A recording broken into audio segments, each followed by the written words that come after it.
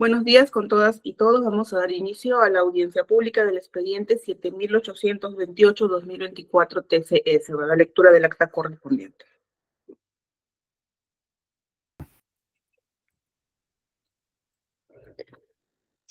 ...8 de agosto de 2024, audiencia pública de la Sexta Sala del Tribunal de Contrataciones del Estado. Audiencia pública de la Sexta Sala del Tribunal de Contrataciones del Estado, presidida por la vocal Mariela Nereida Cifuentes Guamán e integrada por los vocales Paola Saavedra Alburquerque y Jefferson Augusto Bocanegra Díaz. Expediente número 7828, diagonal 2024.tce.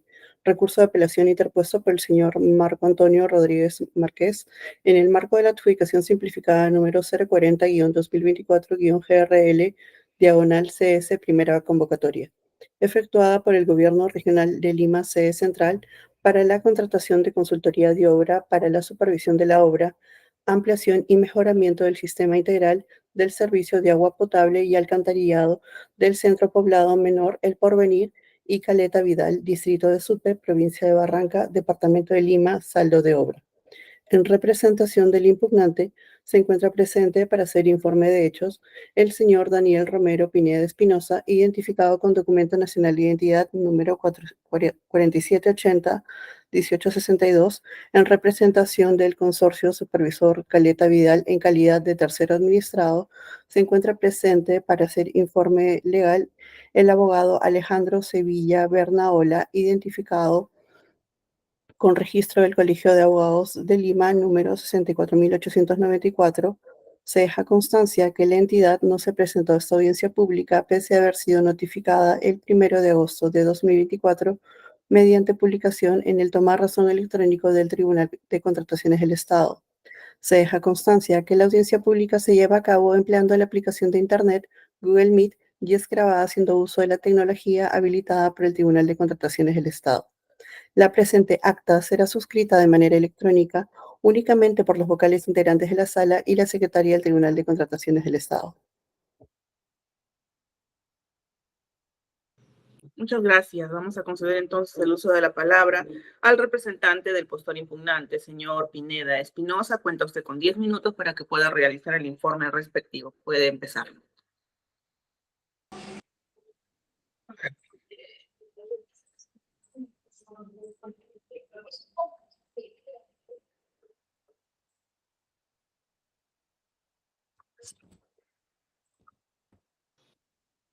Señor Pineda, tiene que mantener su cámara prendida, por favor, ¿sí?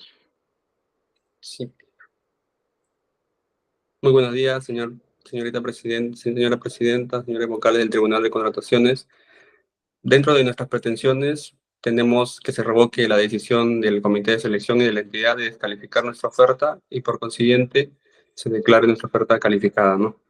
A ver, respecto de los argumentos esgrimidos por la entidad para descalificar nuestra oferta, tenemos que indican que no acreditamos el requisito de calificación, experiencia del postor en la especialidad, porque según el comité de selección, los documentos presentados para su acreditación no son válidos. De la revisión de nuestra oferta técnica, se aprecia que de folios 22 a 138 se presentó la documentación que sustenta el requisito de calificación, experiencia del postor en la especialidad. Mi representada, en este caso, presentó 11 contratos, acreditando el monto total de 940.954.26 soles. Sin embargo, el comité de selección, con unos argumentos carentes de motivación, decidió no validar los contratos presentados. Como podemos ver, le muestro el anexo 8 que se presentó, que se adjuntó en nuestra oferta técnica, de cual se puede comprobar que acreditamos el monto descrito, ¿no?, de 940.000 soles. Al respecto, de manera resumida, mostraré algunas observaciones que efectuó la entidad para desestimar, ¿no?, los contratos presentados. Respecto a la observación 1, tenemos observación del comité de selección. Miren el criterio que utiliza el comité de selección para no considerar este contrato, de que el número de contrato declarado en el anexo 8 como experiencia 1, que dice AS número 034-2018 MDP/SN-1, que dicho número de contrato no se encuentra dentro de mi oferta. Como podemos ver, le muestro un fragmento del anexo 8, donde indico, ¿no?, el número de contrato AS número 034. el comité de selección indica que ese número de contrato que yo he declarado en mi anexo 8 no es ubicable dentro de la documentación presentada en mi oferta técnica, el cual paso a demostrar que es totalmente falso. Como podemos ver, al respecto, en mi anexo número 8, como experiencia 1, se indicó que el número de contrato OSAS número 034, en abreviación del contrato del proceso de adjudicación simplificada número 034-2018, identificándose claramente y textualmente que el número de contrato indicado en el anexo 8 hace referencia al contrato que forma parte de mi oferta técnica. Como le muestro ahí la captura, el corte de mi oferta técnica, que consta a folio número 95, donde dice contrato del proceso de adjudicación simplificada. Se consideró en el cuadro AS en abreviación a la adjudicación simplificada. Ahí está el número 034-2018. Sin embargo, el comité de selección dice que ese número no es inubicable dentro de mi oferta técnica, lo cual es totalmente falso, como he pasado a mostrar. Observación 2. La observación 2 del comité de selección de que el monto declarado en el anexo 8 como experiencia 2, que es 345.501, no coincide con el monto expresado en el contrato de servicio y la resolución de liquidación.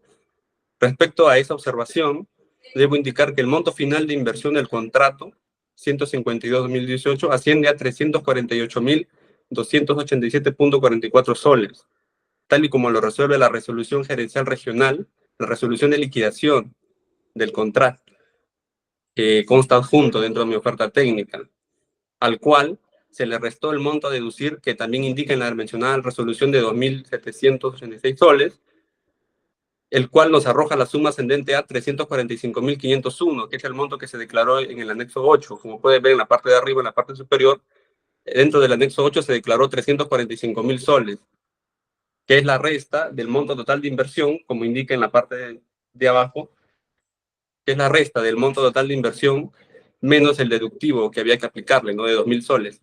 Es por eso que se consideró la suma de 345.000.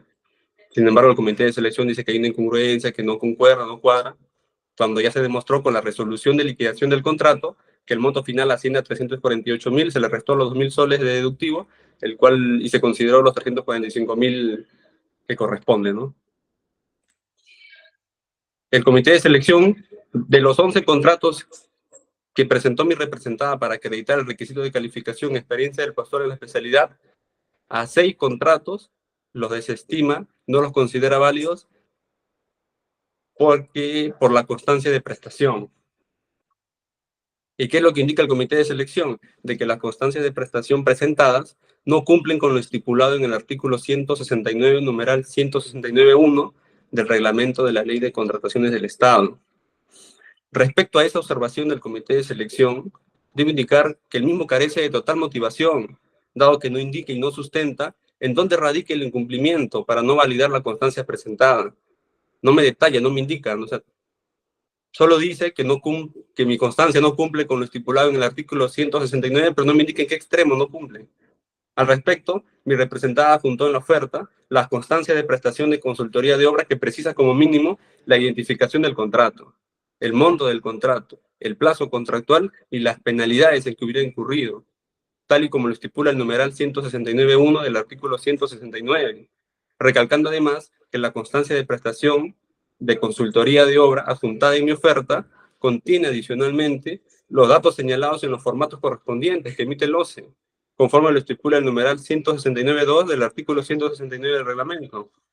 Como podemos ver, se le muestra una captura de la constancia presentada, en donde se puede observar la denominación a quien le corresponde, el número de contrato, la descripción del objeto, el monto total ejecutado, el plazo, las penalidades en que hubiera incurrido, y está emitido por el área pertinente. No entiendo en dónde radica la falta o la falla para que el comité de selección desestime todas mis constancias de prestación de 6 contratos que he presentado.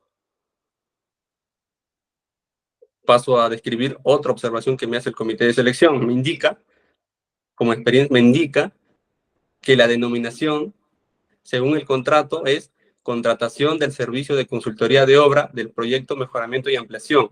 ¿Qué es lo que me dice el comité de selección? Como se puede apreciar en el contenido del contrato, no especifica que sea la consultoría de obra de una supervisión de obra, ya que el término de consultoría de obra puede ser también elaboración de expediente técnico. Ese es el sustento que me da el comité de selección para desestimar este contrato. Que en la denominación del contrato no dice servicio de consultoría de obra de supervisión de obra. Faltó la palabra supervisión de obra, pero paso a detallar en dónde está la falla del comité de selección. Como podemos ver, le muestro una captura del contrato que se adjuntó en mi oferta, donde indica el número de contrato, el número de proceso, contratación del servicio de consultoría de obra, detalla el nombre de la obra, y eso es fácil de identificar de una búsqueda en el sistema del SEACE, de acuerdo al número de procedimiento detallado en el contrato adjunto, se puede apreciar que se trata de un servicio de consultoría para la supervisión de una obra, como paso a demostrar. Más aún, dentro de ese contrato adjunto, en la parte de penalidades, indica del plazo de supervisión de la prestación, del plazo de supervisión, lo cual nos da fe de que se trate de una supervisión. Más aún, cuando en la constancia de prestación adjunta en mi oferta, se puede extraer que dice servicio de consultoría de obra para la supervisión. Es identificable. Se ve claramente que se trata de una consultoría de obra para la supervisión de una obra, con los mismos documentos adjuntos en la oferta técnica. Según lo establecido en las bases integradas del procedimiento, a efectos de acreditar el requisito de calificación bajo análisis, los postores debían presentar documentación en la que se demuestra haber facturado un monto equivalente a 285.000 soles. Mi representada juntó 950.000 soles, y esos 950.000 no fueron considerados por el comité de selección con los argumentos que le describí anteriormente. A efectos de acreditar la referida experiencia, se tenía que presentar contrato, orden de servicio, su respectiva conformidad, constancia de prestación o liquidación del contrato o comprobantes de pago. Al respecto, en cumplimiento de lo establecido en las bases integradas, mi representada presentó toda la documentación en la que se demuestra de manera fehaciente el monto facturado. A efectos de acreditar la referida experiencia, mi representada presentó contratos u órdenes de servicio y su respectiva conformidad o constancia de prestación o liquidación del respectivo contrato. Y en los casos en que se acreditó experiencia adquirida en consorcio, se presentó la promesa de consorcio o el contrato de consorcio, del cual se desprende fehacientemente el porcentaje de las obligaciones. En el mayor porcentaje de las observaciones expuestas por la entidad para no validar los contratos presentados carecen de sustento y motivación, dado que se cumplió con acreditar la experiencia, se presentaron toda la documentación y según lo solicitado en las bases integradas para validar su acreditación, en el cual se evidencia que la obra fue concluida y el monto que implicó su ejecución, indicando a su vez que el Tribunal de Contrataciones, en múltiples resoluciones, ha hecho hincapié sobre la importancia de la revisión integral, de la evaluación integral de las ofertas que presentan los postores. El comité de selección, en la mayoría de observaciones, invoca lo que es la información inexacta. Información inexacta, en este caso, no ha habido en ningún extremo.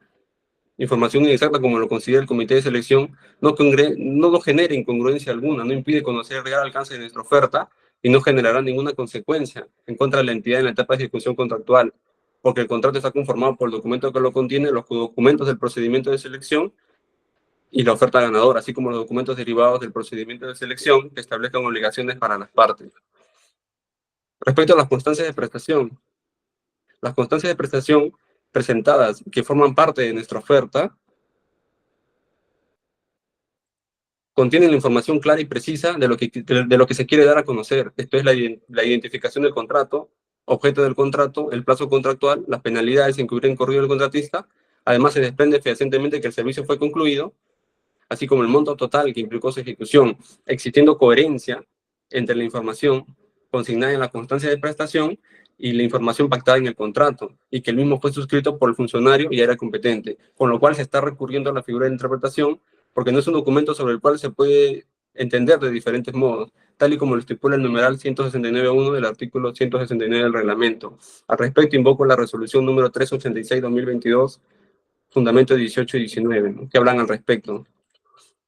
Idoneidad y trazabilidad. La información de los documentos presentados en mi oferta técnica permite verificar su idoneidad para acreditar los requisitos previstos en las bases, donde queda evidenciado que la obra, las obras, los contratos que fueron adjuntados fueron concluidos y además se desprende fehacientemente el monto que corresponde, ¿no?, a que implicó su ejecución, que Señor permite Pineda, la su tiempo trazabilidad de la ya información. concluyó. Por favor, le pido terminar su presentación. Sí, ok, gracias. Que permite efectuar una trazabilidad de la información contenida en la documentación presentada, en especial respecto del monto de la obra ejecutada, que es precisamente el que determina la experiencia en función del monto facturado, ¿no? Gracias. Gracias también a usted. Vamos a conceder el uso de la palabra al tercero administrado, al representante del tercero administrado, doctor Sevilla Bernaola. Cuenta usted con 10 minutos para que pueda realizar el informe respectivo. Gracias, doctora. Voy a proyectar mi...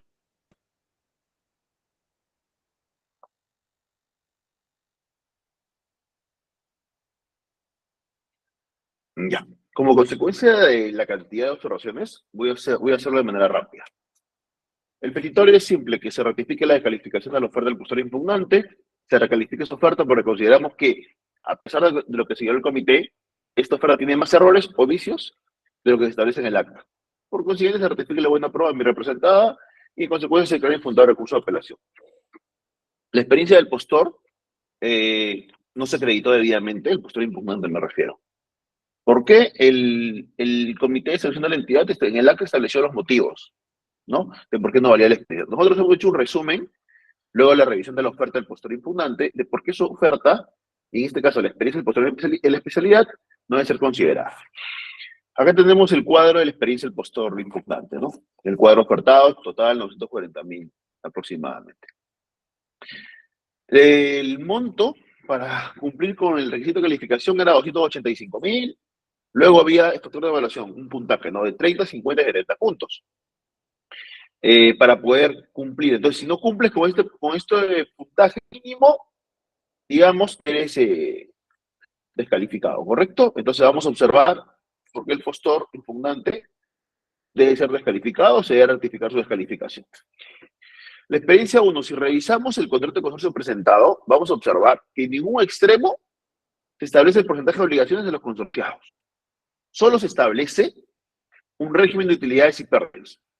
Evidentemente, el porcentaje de obligaciones no es lo mismo que el porcentaje de utilidades y pérdidas. Al no establecerse este porcentaje de utilidades y pérdidas, según la directiva 005/2019, en el cual establece que esto es obligatorio, no se debe validar esta experiencia, la experiencia número 1. La segunda incongruencia de la misma experiencia es con respecto al plazo. El contrato dice 150 días, la constancia de conformidad que dice 150 días. Pero si contabilizamos la fecha de inicio a la fecha final, vamos a observar que tenemos 134 días. ¿Por qué no se establece por qué el cambio de la diferencia de días? La experiencia 2. Repetimos el patrón de que presentan un contrato de consorcio que no establece el porcentaje de obligaciones de los consorciados. Solo señala el régimen o el porcentaje de utilidades y pérdidas, no obligaciones, ¿correcto? Por ese motivo la experiencia 2 tampoco debe ser calificada. Hay una incongruencia con respecto al monto, ¿no? El contrato dice un monto, la resolución de liquidación dice otro monto, ellos en el anexo 8 presentan otro monto. Experiencia 3. Otra incongruencia con respecto al monto y el plazo. El plazo de 60 días, supuestamente en el contrato, luego la conformidad dice 60, pero hay una impresión de plazo de 15 días, entonces sería 75 días. No se precisa la diferencia de plazos. Experiencia 4. El contrato dice plazo 150 días, en la conformidad dice 180 días, pero si contamos los días, vamos a observar que estos difieren, porque contamos del 16 de diciembre de 2019 al 14 de noviembre de 2020, y vemos que hay 335 días. No 150 como el contrato, ni 180 como la conformidad. Es distinto. En este punto hay un hecho súper importante, porque nosotros suponemos o inferimos que hay documentación inexacta. ¿Por qué decimos esto? Revisemos la experiencia. Diciembre de 2019 a noviembre de 2020. Hay una paralización por el COVID-19. Se declaró la inmovilización social obligatoria. Entonces, ¿cómo el postor pudo trabajar en la obra si es que estábamos en una inmovilización social obligatoria? Esto no es posible, es inexacto, evidentemente. Luego paso a la experiencia 5. El contrato dice que la conformidad la debe dar la jefatura de infraestructura, pero no la da la jefatura de infraestructura. Entonces no resulta válido. Nuevamente ocurre el porcentaje de obligaciones, no se establece el porcentaje de obligaciones de los consorciados, solamente el régimen de utilidades y pérdidas. En este caso, utilidades nada más. Nuevamente incongruencia con respecto al plazo. Luego tenemos nuevamente, no se establece el porcentaje de obligaciones de los consorciados en la experiencia 6. Hasta acá, solamente con invalidando estas 6 experiencias, ya no cumpliría el puntaje mínimo. ¿Correcto? Y yo continúo, digamos, con la experiencia 7. Acá tampoco establece el porcentaje de obligaciones de los consorciados, solamente el régimen de utilidades y pérdidas, que es algo totalmente distinto. También hay congruencia con respecto al plazo. En la experiencia 8, la conformidad supuestamente, según el contrato que presentan ellos, le debe dar la Gerencia de Infraestructura, Desarrollo Urbano y Rural. ¿Quién la da? El jefe de la Unidad de Obras, Estudios y Proyectos. Algo distinto a lo establecido en su propio contrato. Para nosotros esto es inexacto, ¿no? Incongruencia con respecto al plazo. Nuevamente, si contamos los días entre la fecha de inicio y la fecha final, difieren. En la experiencia 9, nuevamente, el tema del porcentaje de obligación de los consorciados no establece, solamente utilidades y pérdidas. La experiencia 9, diferencia con respecto al plazo. La experiencia 10. Entonces, si consideramos esta experiencia, tendría solamente 40.000 soles, lo cual no cumpliría. ¿Correcto? Ni con el requisito de calificación, ni el puntaje de factor de evaluación. Ahora yo he hecho un cuestionamiento, digamos, a la empresa con respecto al cronograma Gantt. Este cronograma Gantt otorga un puntaje, me parece que 25 puntos. Entonces, así la oferta fuera calificada con respecto a la experiencia, al retirar estos 25 puntos del cronograma Gantt, el postor igual ocuparía el segundo lugar en el orden de prelación. Revisamos el cronograma Gantt y supuestamente el plazo que ellos se colocan en el cronograma Gantt es 13 días más 180 días más 60 días, que dan en total una suma de 253 días, según su cronograma Gantt. Acá lo podemos apreciar, ¿correcto?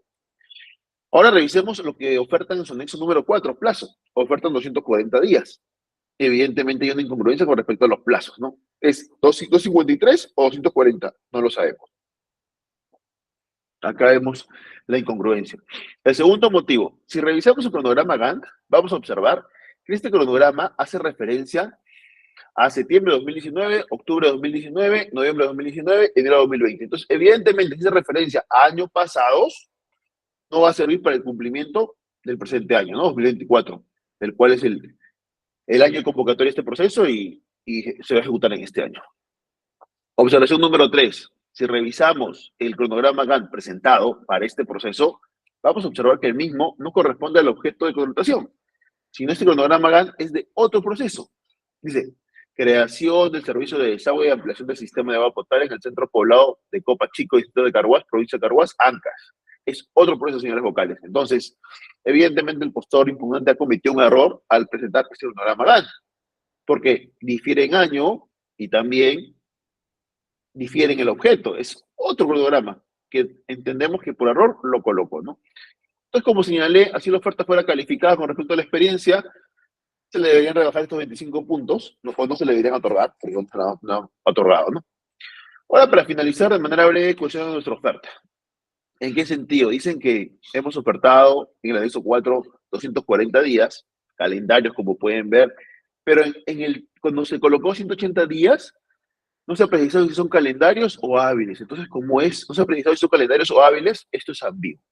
Señores vocales, la oferta es clara. El plazo de 240 días calendarios, ¿correcto? Que comprende 180 días calendarios para la supervisión y 60 para la recepción y liquidación. Es clarísimo el tema.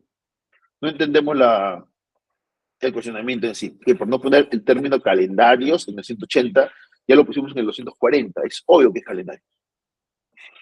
Ahora, si revisamos el anexo 4, vamos a observar que claramente el cuestionamiento es infundado. Hemos señalado en la apelación que es absurdo que el impugnante pretenda conocer que los 180 días que consignamos no son calendarios, ¿no? Uno, ¿por qué? Porque la ejecución siempre es en día calendario. Dos, porque hemos colocado en el anexo 4 que ofertamos 240 días calendarios, ¿no? Y si existiera alguna duda, hemos citado en la apelación una resolución del tribunal, la 0478-2024, en el cual se establece que no se ha consignado. Imaginemos que no hemos consignado ni siquiera 240 días calendario. A pesar de no haberlo consignado, igual esta indeterminación no sería motivo de no mismo de descalificación. ¿Por qué? Porque la base que exigen días calendario. ¿Qué ofertamos? Lo que la base exige. ¿Correcto? Entonces, pusimos días calendario de 240 días. Así hubiéramos colocado simplemente 180 y 60, igual se tiene que ser días calendarios, porque el extremo de la base se establece días calendario. Entonces creemos que esta observación es manifiestamente infundada, y sin considerar la experiencia solamente con el cronograma Gantt, vemos que el postor impugnante no llegaría al puntaje mínimo requerido, nuestra oferta no contiene ningún vicio de error y por ende seríamos adjudicados, ¿no? Se ratificaría la decisión. Sería todo de nuestra parte. Muchas gracias. Gracias también. Vamos a conceder el derecho de réplica del impugnante. Para tal efecto, cuenta con 3 minutos adicionales. Sí, ¿qué tal? Muchas gracias. A ver, al respecto parece que el representante ahí del tercero administrado desconoce las etapas en las cuales se lleva el procedimiento de selección de un servicio de consultoría. Una cosa es la admisión, otra cosa es la calificación y otra cosa es la evaluación. Son 3 etapas sumamente distintas. El aparecer está mezclando todo. En este caso, lo que yo estoy impugnando es mi descalificación, que es lo que el comité de selección erradamente e ilegalmente ha realizado. Mi descalificación, el cual estoy buscando revertir esa condición. Respecto de las obligaciones, de los porcentajes que él indica, es totalmente falso. Los documentos adjuntos en mi oferta técnica se desprende, del cual se puede desprender claramente los porcentajes en los cuales concuerdan o acceden, ¿no?, los consorciados. No sé si puedo proyectar en este caso solo una parte de los documentos adjuntos en mi oferta técnica para que se pueda visualizar, para desmentir todo lo que el representante del tercero administrado está indicando. Como podemos ver, en la cláusula 9 indica claramente, esto le habla de un contrato de consorcio. Los consorciados se obligan a cumplir con la prestación del servicio de consultoría para la supervisión de obra y llevar adelante en forma conjunta el servicio de consultoría de obra. Y en la cláusula 10 indica el porcentaje de participación de los consorciados. Marco Antonio Rodríguez Márquez, 50%. Dentro de sus obligaciones, consultoría y supervisión de obra. No entiendo en dónde dice que dentro de mi contrato de consorcio no indica el porcentaje de obligaciones cuando se desprende claramente que indica el 50%. Tenemos otro contrato igual, lo mismo, indica. Todos los contratos que están adjuntos indican. Y donde no indican los contratos hemos adjuntado las promesas del consorcio, promesa del consorcio. Marco Antonio Rodríguez Márquez, 80%. Dentro de las obligaciones, supervisión de obra. Todos los documentos que se han adjuntado indican. El contrato, la experiencia número 9, que como le indicó el representante acreditado. Contrato de consorcio. Porcentaje de participación, Marco Antonio Rodríguez Márquez, 50%. Todos los contratos, toda la documentación contiene la documentación completa tal y como lo solicita las bases integradas del procedimiento de selección.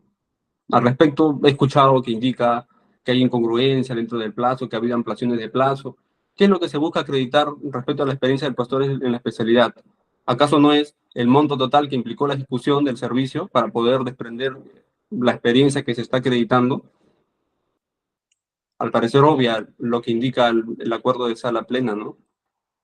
Que indica que se debe valorar la facturación del monto del postor, el cual es plasmado en el documento que se adjunte al contrato, es decir, en el acta de recepción, resolución de liquidación, constancia de prestación u otro similar, siempre que se evidencie que la obra fue concluida y que el monto consignado corresponde al monto que implicó su ejecución, tal y como lo efectuamos en el presente caso. Toda la documentación que se ha adjuntado en nuestra oferta técnica contiene la información del cual se puede desprender todo lo solicitado en las bases integradas, con lo cual cumplimos con el requisito solicitado. Gracias. Muy bien, muchas gracias también. Vamos a conceder también 3 minutos adicionales al tercero administrado para ejercer su derecho a la dúplica.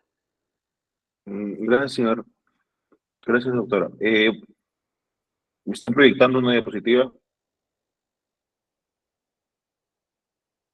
Ya, si me permite simplemente para explicar mi posición con respecto al por qué no colocan el porcentaje, acá observamos claramente, y leo lo que acaba de pasar el representante del postor impugnante, dice, las partes acuerdan que la participación de los consorciados, tanto en las utilidades como en las pérdidas que arroja el negocio, establecen la siguiente proporción.